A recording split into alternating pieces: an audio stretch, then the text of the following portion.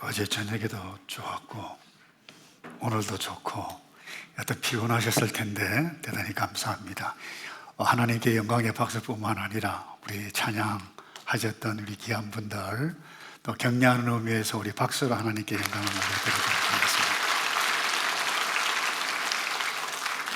인생의 기본 시리즈 4번째 기쁨을 누려라 라는 제목으로 나누겠는데 누가 모르냐 이렇게 반응하실 수 있겠습니다만 이 문제 많은 세상에서 기쁨을 누리며 살아간다는 것 보통 사람으로서는 거의 불가능합니다.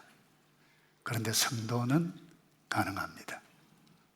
다시 말씀드립니다. 보통 사람은 불가능하지만 성도는 가능합니다. 왠가 하면 사는 목적을 알고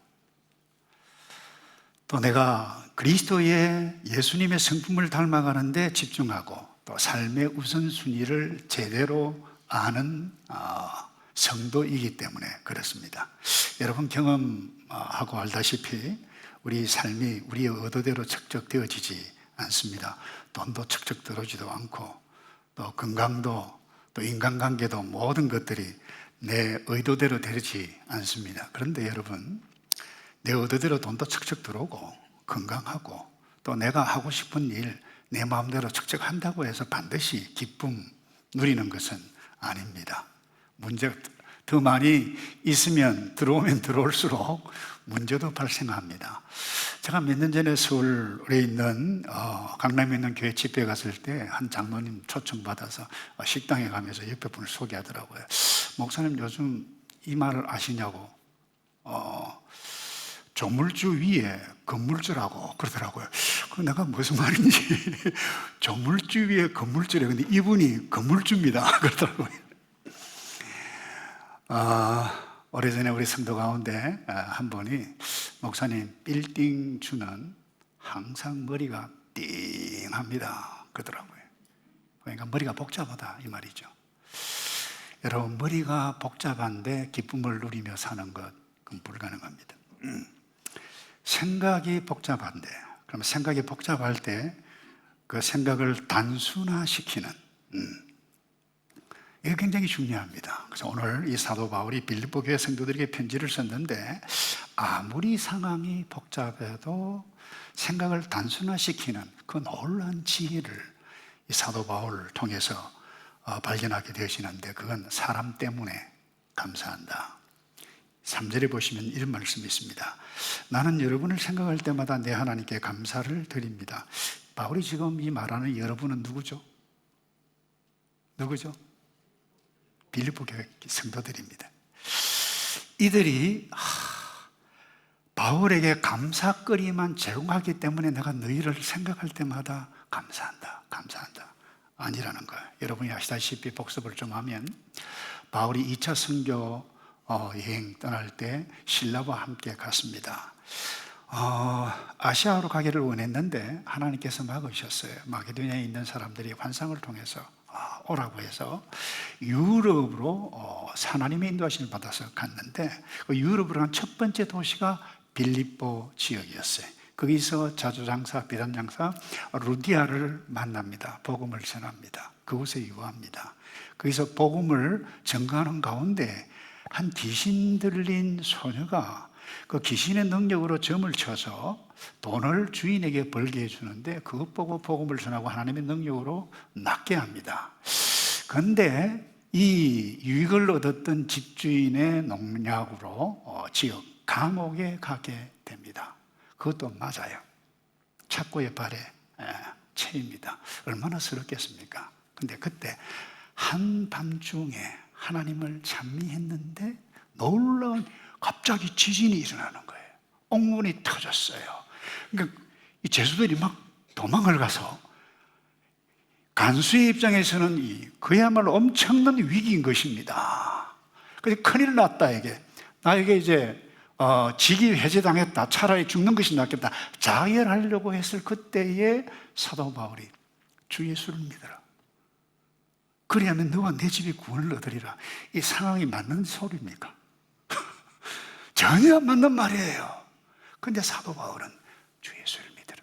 그리하면 너와 내 집이 구원을 얻으리라. 그 말대로 예수를 믿고 직위 해제도 안 되고 그야말로 구원을 얻게 되어졌는데, 이렇게 어려운 가운데 생겼던 교회가 뭐예요? 빌립보 교회예요.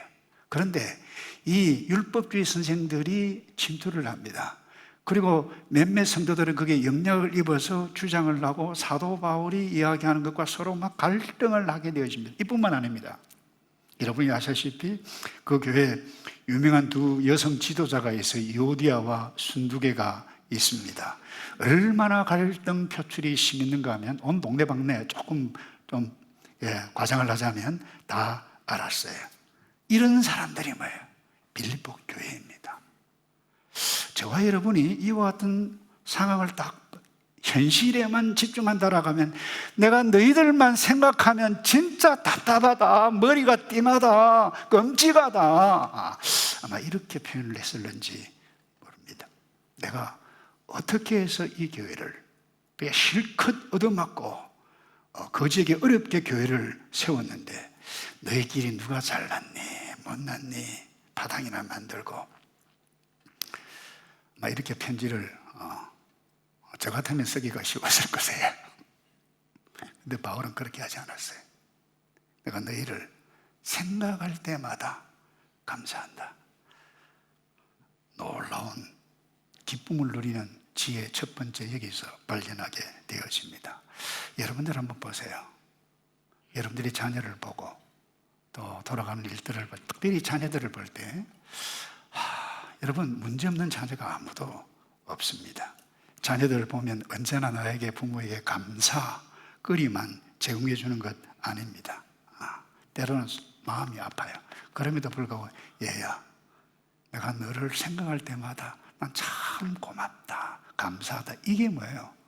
아빠고 엄마고 이게 부모예요.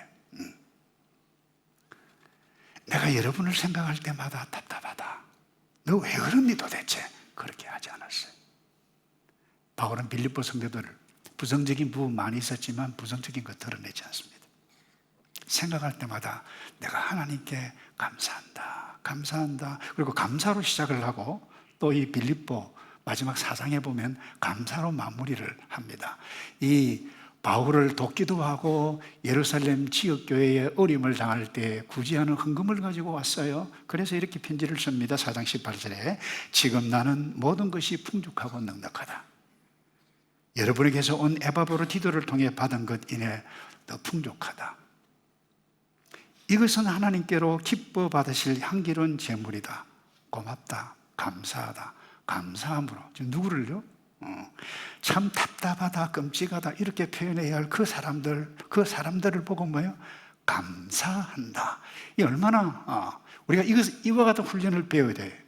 단순화시키는 거. 어떤 복잡한 상황 가운데서도 사실 우리가 살다 보면 사람 때문에 갈등하고 사람 때문에 상처받고 사람 때문에 시험 받잖아요. 근데 그 사람들은 어떤 사람들이죠? 잘 모르십니까? 잘 몰라요, 진짜. 가까이 있는 사람, 멀리 있는 사람 아니에요. 또 쳐다본다, 또.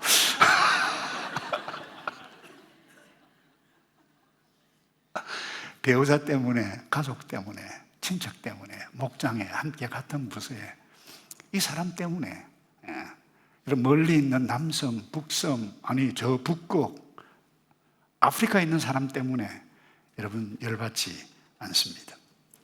다 가족이고 친척이고 목장 식구고 한 공동체고 같은 부서에 일하는 동력사 사이에 일어납니다. 우리의 삶이 여러분 그 어떤 상황 가운데서도 기쁨을 누리며 살아가는 인생의 기본 가운데 기본을 붙잡으려면 여러분 이것 심플리파이 시켜야 할 부분이 필요합니다.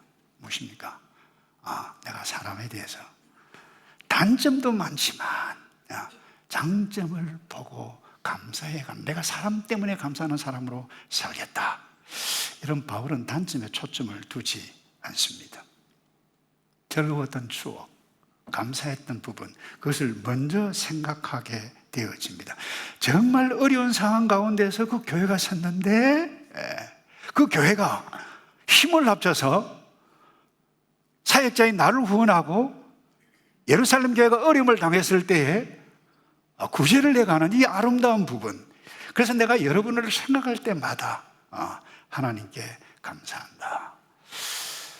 여러분, 우리가 배우자, 가족, 목장 식구, 또 함께 사역하는 부서, 김집사, 박집사, 무슨 집사 잘 알잖아요. 왜 그래요?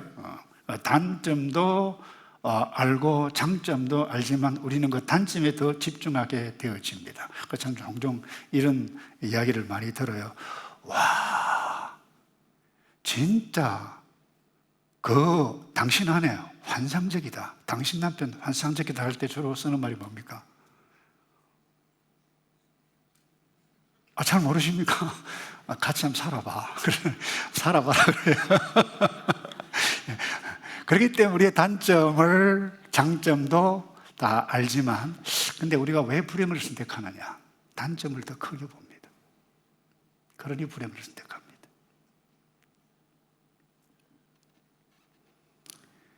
불행을 스스로 선택하는 행위입니다. 그래서 이 땅에 완전한 사람 아무도 없어요. 이 땅에 완벽한 공동체 그 어디도 존재하지 않습니다. 다른 사람의 좋은 점만 보고 그를 칭찬하고 격려할 때에 나도 기뻐하고 다른 사람도 기뻐하는데, 단점만 집중하다 보면 나도 불행, 너도 불행, 그도 불행. 여러분이 얼마나 어리석은 지혜입니까? 오늘 사도 바울 통해서 이 원리 배우기를 바라고, 두 번째요, 최악에서 최상의 삶을 선택한다. 여러분, 이 보통 사람으로서는 거의 불가능한 이야기입니다. 그런데 바울은 최악의 상황에 있었습니다. 그런데 그 상황에서 어떤 이야기를 하는가? 4절에 또한 여러분 모두를 위해 항상 기도할 때마다 기쁨으로 간구한다. 최악의 상황에서 기도를 이야기하고 기쁨의 단어를 사용하고 있는 것을 보게 됩니다. 여러분이 알다시피 이 빌립보서를 쓸 바울의 상황은 최악의 상황이었어요. 첫 번째, 환경의 위기가 왔습니다. 전 구라파뿐만 아니라 이곳저곳 다니면서 복음을 액티브하게 증거해 가야 할 선교사가 아닙니다. 객관적으로 보면 죄수로 전락했습니다. 감옥에 갇혀 있습니다. 그야말로 우리가 객관적으로 볼 때는 별로 할 수 있는 것이 없어요. 환경이 이보다 더 큰 위기는 없습니다. 그런데 여기다가 바울이 감옥에 갇혔다라고 하는 소식을 듣고 이 일을 어떻게 하나 하면서 어떤 사람들은, 성도들은 모여서 기도해가고 더 열심히 일을 했지만, 어떤 리더들 가운데, 그룹 가운데는 바울이 감옥에 갇혔다라고 하는 이 소식 때문에 잘 됐다, 이제 우리가 좀 득세할 수 있겠네 라고 자기들의 기득권, 자기들의 위치를 더 세워가기 위해서 더 열심히 일을, 이와 같은 일들을 털었어요. 얼마나 속이 상하겠어요. 한마디로 이야기하면 인간관계의 위기라고 볼 수 있습니다. 다시 말해서 시기하고 질투하는 사람이 있었습니다. 그러니까 또 하나, 어떤 위기에 있었습니까? 바울이 이제 젊지 않습니다. 나이가 많았습니다. 거기다가 재판이 어떻게 될지, 어떻게 보면 미래의 죽음의 그림자가 점점 가까우고 있는 이와 같은 미래의 불확실의 위기가 있어. 한마디로 이야기하면 인간으로서는 최악의 위기였다고 볼 수 있을 것입니다. 그런데 이런 상황에서 쓴 편지가 뭡니까? 어떤 단어를 선택합니까? 또한 여러분 모두를 위해서 항상 기도할 때, 제가 이 말씀을 읽으면서 뭉클하더라고요. 최악의 상황에서 기도를 선택하고, 그 다음에 기도할 때마다 뭔가요? 기쁨으로 간구한다. 기도와 기쁨. 여러분, 아무나 이렇게 할 수 없습니다. 바울이었기 때문에. 아무나 이렇게 할 수 없습니다. 바울은 성도였기 때문에.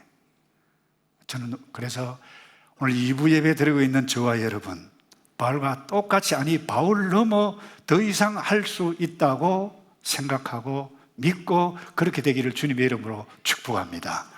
이유가 무엇입니까? 따라서 합시다. 나는 성도입니다. 한 번 더요. 내가 성도 아니냐?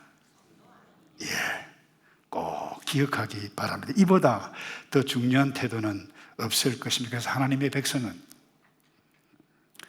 최악의 상황에서 최상의 꿈을 꾸고 최상의 은혜를 선택하는 사람이다.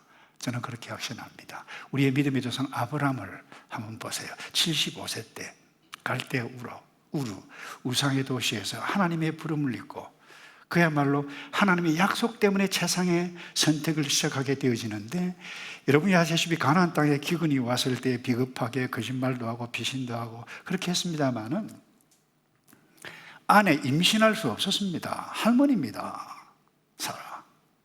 그럼에도 불구하고 하나님께서 주의 사자를 통해서 약속 아들을 얻을 것이다 라고 하는 이와 같은 말을 들었을 때 인간적으로는 그 할머니 임신할 수 없어요. 불가능한 현실에서 그런 하나님의 약속을 붙잡고 최상을 선택했던 믿음의 사람.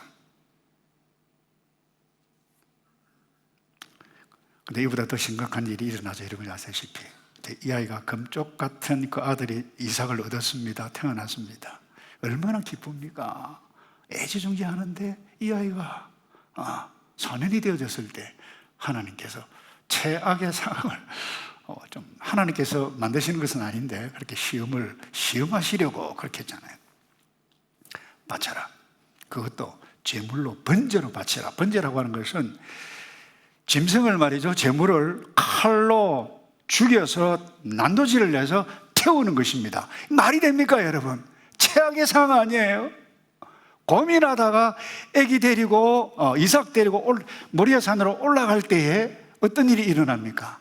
이 이삭이 이상하거든요. 재물이 없어요. 묻습니다. 아빠, 이 땔감은 있는데 재물은 어디 있냐? 그 본문에서도 제가 도전을 받은 게 그 최악에서 얼마나 복잡하냐? 얘야 마태했다, 시끄럽다, 조용해라, 나도 머리가 복잡하다 이렇게 말할 수 있는데 얘야 하나님께서 친히 준비하실 것이다.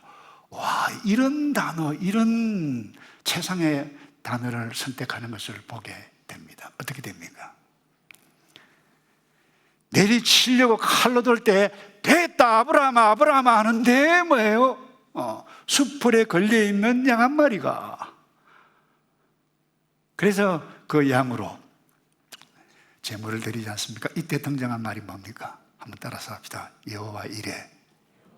여러분 믿습니까? 하나님께서 저와 여러분이 현재 여러분들이 최악의 상황 가운데 있을지라도 최상의 꿈을 꾸는 믿음의 아브라함, 최상을 선택했던 바울, 최상을 선택하는 저와 여러분에게 반드시 여호와 하나님께서 준비하실 줄로 믿습니다. 오늘 본문 보세요. 오늘 본문을 읽지는 않았으면 집에 돌아가서 읽어보시기 바랍니다. 최악의 상황에서 바울이 어떤 선택, 어떤 말을 하는가? 12절입니다. 형제들아, 내가 당한 일이 오히려 복음의 진보를 가져온 사실을 여러분이 알기 바란다. 지금 재수예요. 선교사도 아니에요. 인간관계 미래에 어떻게 될지도 몰라요. 그런데 내가 당한 일, 이 감옥에 갇혀있는 이 일 때문에 오히려 복음의 진보가 났다. 보아라, 로마 보초 친위대가 내게 됐기 때문에 그들의 내가 복음을 전했다. 와, 여러분 이런 표현, 아니 이런 삶을 살아냈던 사람이 있습니까? 있어요. 그게 바울이고 그게 성도입니다. 보통 사람은 할 수 없습니다. 성도는 할 수 있는 것입니다. 뿐만 아닙니다. 14절에 많은 형제들이 내가 매임으로 인해 주를 신뢰함으로 두려움 없이 더욱 담대하게 하나님의 말씀을 전했다. 감옥에 갇혔기 때문에, 나의 수감 생활 때문에 어떤 사람은 자기 유익을 해기도 했지만 전해지는 것은 예수고 복음이기 때문에 내가 이 일 기뻐하고 기뻐해야 되지 않겠는가, 이렇게 쓰고 있다 이 말입니다. 다시 말해서 최악의 상황에서 최상을 선택해가는, 뿐만 아니라 한 단계 더 나아갑니다. 6절입니다. 여러분 안에서 선한 일을 시작하신 분이 그리스도의 예수의 날까지 그 일을 성취하실 것을 나는 확신합니다. 여기 선한 일이라고 하는 것은 사람이 행하는 착한 일이 아닙니다. 물론 포함이 될 수도 있습니다만 하나님께서 시작하신 너희 빌립보 교회에 너에게 나에게 시작한 하나님의 구원, 복음, 하나님의 나라 그 일이라고 하는 것이 그 일이 시작하셨는데 지금 어려움이 있지만 반드시 완벽하게 이룰 줄로 내가 확신한다. 대단하지 않아요? 최악의 현실에서 그 하나님 때문에 최상의 꿈을 꾸며 살아가는데 이게 신자입니다. 이게 성도입니다. 현재 상황만 바라보았다라고 하면 그럴 수 없을 거예요. 근데 선한 일을 시작하신 하나님을 보았어요. 저와 여러분 현실 가운데 혹시 기쁨이 날아가고 또 의욕이 상실 하는 상황이 있다라고 하면 그 이유가 무엇입니까? 여러분 얻어야 할 것 얻지 못해서 또 무엇을 잃어버렸기 때문 아닙니까? 네, 여러분 기억하시기 바랍니다. 여러분 삶 속에서 하나님께서 지금까지 인도하셨다라고 하는 사실을 확신하지 않으면 최상의 삶을 꿈꿀 수가 없고 최상의 단어 표현할 수가 없을 것입니다. 한국교회 신자라고 하면 우리 성명희 시인 모르는 분 없을 겁니다. 내성마비로 태어났어요. 말도 제대로 못했어요. 몸도 제대로 가누지 못했어요. 간정집회하면 엎혀 나와야만 했었습니다. 앉아서 했습니다. 근데 그가 주님을 신실하게 그야말로 만난 후에 이런 시를 적었어요. 범사에 감사하라. 최악의 상황 가운데서도 범사에 감사하라. 그 내용이 이래요. 감사절에만 감사하는 자요 범사에 감사하라. 고난주간에만 고난을 기억하는 자요 주의 죽으심을 언제나 기억하라. 위급할 때만 기도하는 자요 쉬지 말고 기도하라. 기쁠 때만 기뻐하는 자요 항상 기뻐하라. 여러분 사랑하는 하나님을 알고 구제불능 같은 저와 여러분을 구원하셨던 그 하나님의 사랑, 하나님의 구원을 아는 사람은 그 어떤 최악의 상황 가운데서도 최상의 꿈을 꾸는 성도로 살아갑니다. 그게 바울이었어요. 그게 오늘 저와 여러분 이 2부 예배 드리는 제2의 바울뿐만 아니라 하나님의 성도로 살아가는 저와 여러분 되기를 주님의 이름으로 축복합니다. 혹시 이 가운데 교회는 나왔는데 내가 성도인가 예수를 믿는가 아리까리한 사람이 있다라면 지금 이 순간 예수 믿으면 저렇게 되는구나. 그게 하나님의 사람의 삶이에요. 우리는 보통 사람이 아니에요. 예수 믿고 성도로 멋지게 살아가는 저와 여러분 되기를 주님의 이름으로 축복합니다.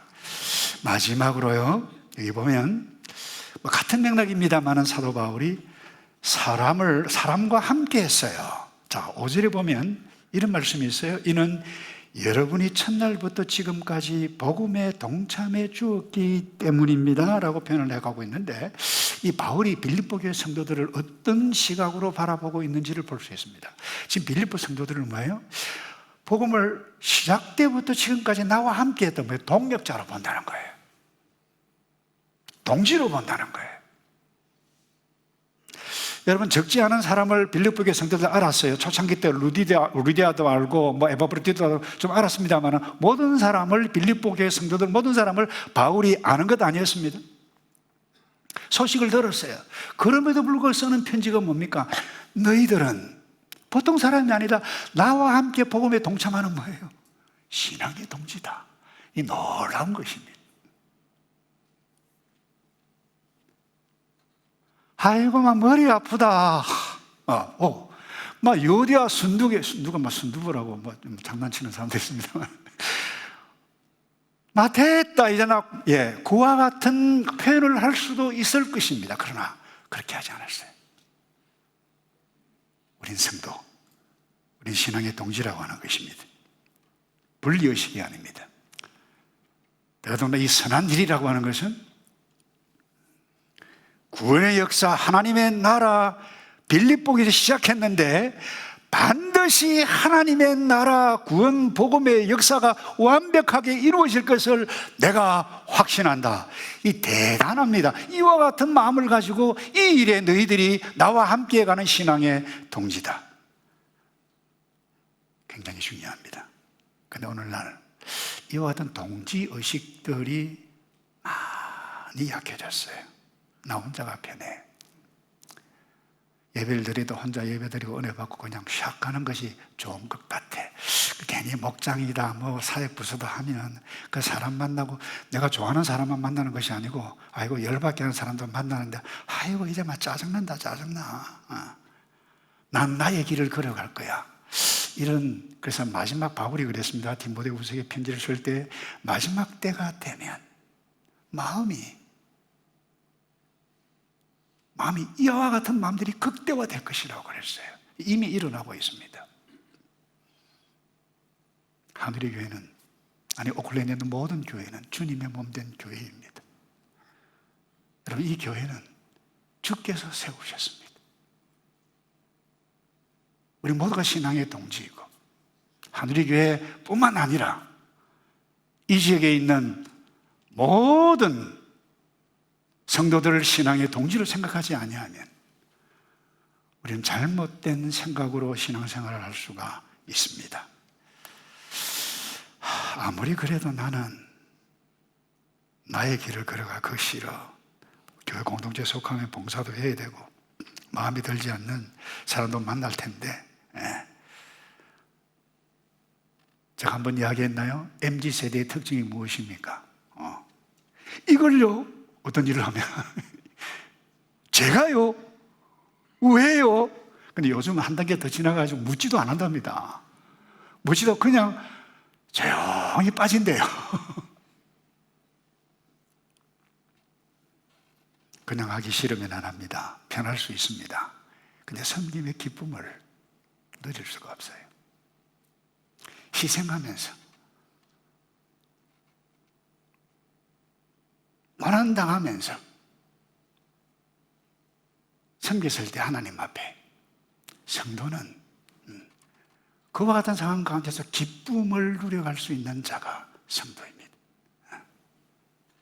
봉사의 기쁨 결코 누릴 수가 없습니다.